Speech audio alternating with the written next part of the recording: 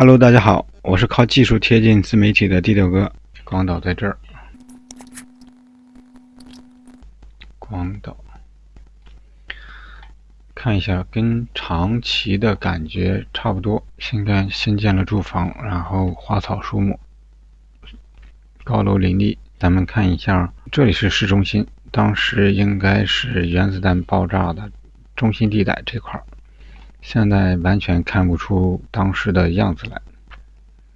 咱们看一下这块是什么，它标记的是这块是当时原子弹爆炸的落地点。咱们看一下，这里边还有一点废墟，咱们街景模式看一下，咱们看能看到什么在街景模式下。大家看一下，现在咱们是站在当时原子弹爆炸的废墟前，这里保留的应该是当时原子弹爆炸后的废墟。看一下残垣断壁，这里还是当年原子弹爆炸留下的仅存的一点景象吧。好的，我们往前走走。好的，现在咱们站到了这个废墟的面前，大家看一下，这里面还有燃烧熏黑的痕迹。70多年过去了，这里还是痕迹很明显。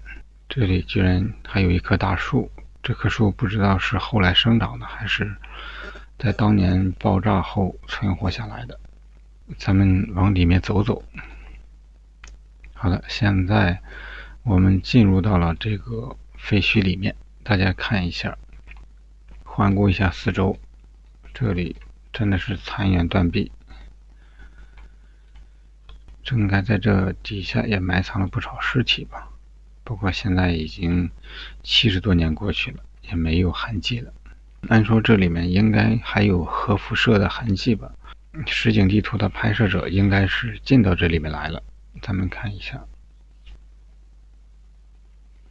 好的，现在咱们进到大楼里面了，这是一个圆形的大楼。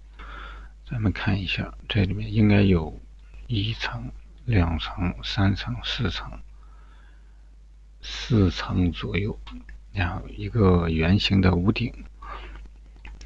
这里很明显，后来当地的政府肯定是把它加固了，然后把这座废墟留作了纪念。